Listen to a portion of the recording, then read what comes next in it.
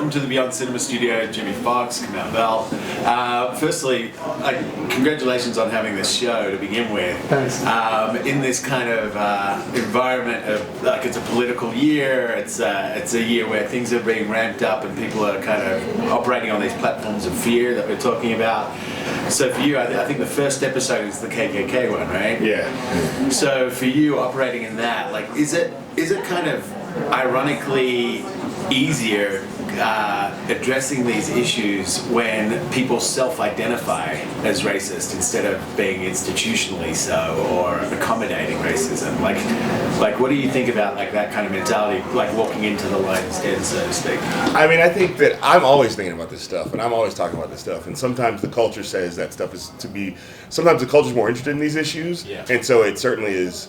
It's easier to get people to pay attention, but I mean, for me, it's like this is one conversation that I've been having since I was a kid, like that my mom started with me. So for me, it's just like, I was talking about this stuff before Barack Obama, and suddenly Barack Obama became president, and suddenly like people are like, I think this country might be a little bit racist. And I'm like, really? You do? Let's talk about that. So, I think that for me, we certainly, every election cycle, when we get a presidential election, all the rhetoric gets amped up a notch. Because this country was founded on racism, then that's the first rhetoric to get ramped up. And do the episode with the Klan was the way to go, because a lot of people think that stuff was afar off and a long time ago, so you'll know it's actually right now. Yeah. And if we were to do this episode now, we would also ask them their opinions on Donald Trump, because I would imagine they're all voting for him. Yeah. How did you feel, just from an emotional level, like just as a person walking into a place where they've got a pre-existing focal point, a pre-existing rhetoric, so to speak, around you, or around people like you, or people identify. Like, how does that feel, just on a personal level? I mean, it was scary. It was legitimately, I felt physical danger, because I didn't know, even though I could see who was there in front of me, we were off in the woods. We were sort of down a dirt road off into the woods, and so there was a sense that, maybe they just want to talk, or maybe this is a setup, or maybe, but I trusted my team.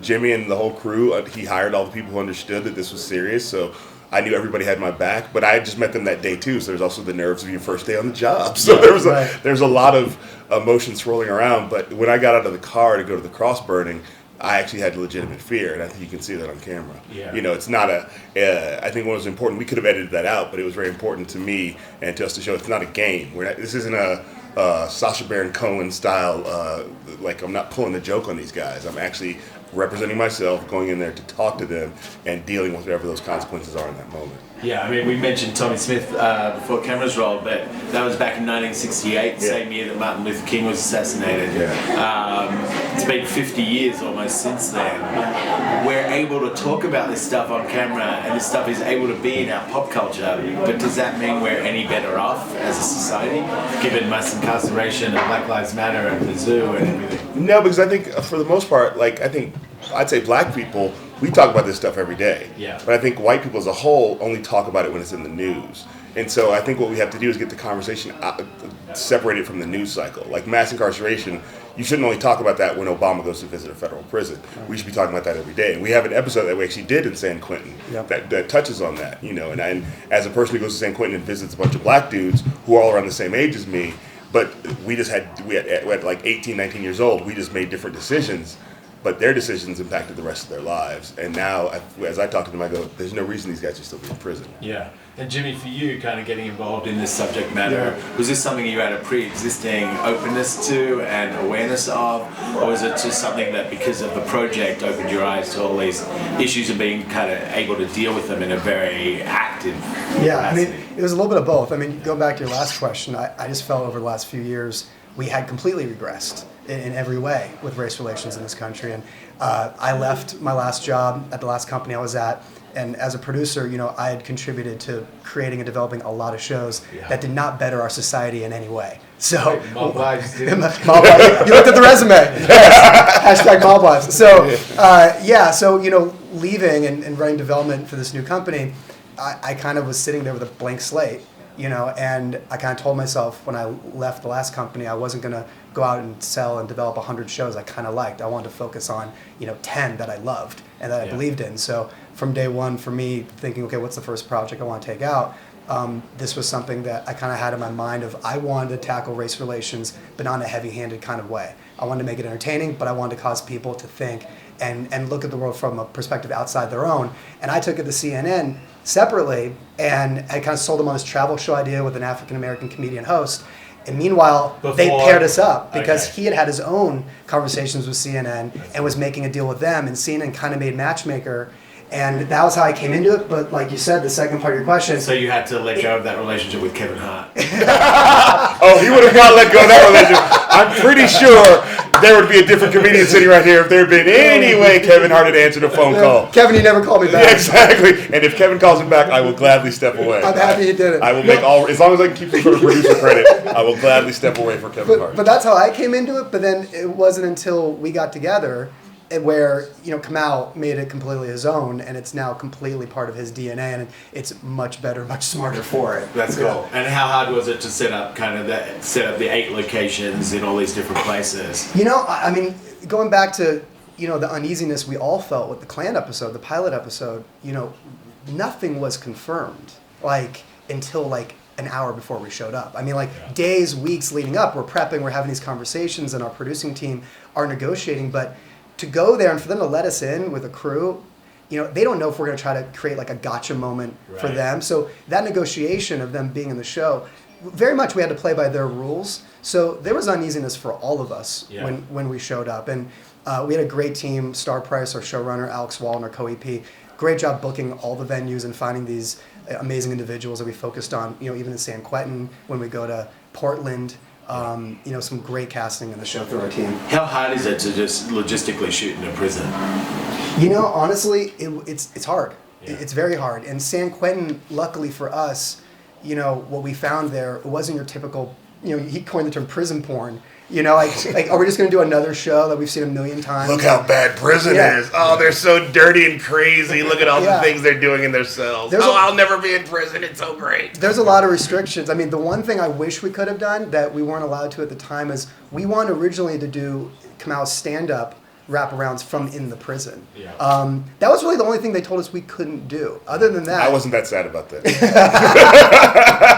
Oh dang! I would have our Johnny Cash Blues Brothers moment with him doing the stand-up. But that was before I went to the prison. I just didn't know what I was getting into. Right. After I spent a few days there, I had a great time there. That was the episode that was the most surprising to me. Yeah. And I felt like I learned the most. And of all the places I want to go back to, San Quentin's the one I want to go, and I will go back there. And they've invited us back to do a screening there. Yeah. Very cool. So that leads me to one of the questions that I like to kind of explore is whether this experience confirmed what you already believed or changed your opinion on stuff. I think every episode is different. There's some episodes, like with the Klan, I certainly didn't go in and go, I wonder if black people are less good than white people. I'm going to see. I didn't go in, but I did go, I wonder if they're going to be able to explain it to me in a way that I think makes any kind of sense at all. Yeah. So I legit was asking curious questions and trying to engage them on you say that. Why do you think that? What is your proof of that? But every episode I walked out with some sense of I have had a unique experience because of this show. If the show never airs, I'm changed by the interactions I've had with these people. Yeah. And if you had to move to Alaska or Florida or one of these places, if you were compelled to move to one of the places that you experienced on this journey, which place would you choose? A lot of places were nice. I don't want to act like I wouldn't want to live there. I feel like I would. I feel like I could move to Portland and make a difference. I feel like I could really do a good job of helping to mend the problem of the hipsters and the old black people of Portland. I could be a bridge builder there. Right. Yeah, I really feel like that was I really have a lot of affinity for those people, for the black people of Portland, and really felt like, okay, I can move here, I'll embed, I'll bring my white wife so the hipsters know I'm one of them, and we can all come together. Yeah. I thought you were going to say the retirement home. Oh yeah, actually. You really enjoyed yourself. I did enjoy the retirement home. I just know I can't move there now. Yeah, right. You have to be like 55 or something. But if we get through 3 seasons of this show, I have to be able to afford the retirement home. They're going to be saving a condo. Although I would have to bring some black people with me because the black section of that retirement home was 2 people. That's a BYO BP. Yeah, so what was the appeal there? What was why?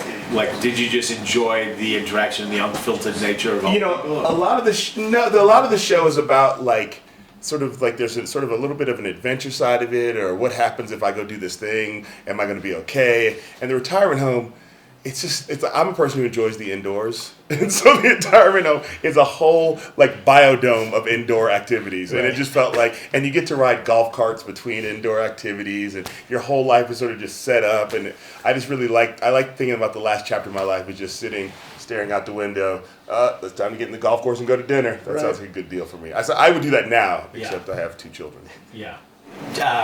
But babysitting, instant.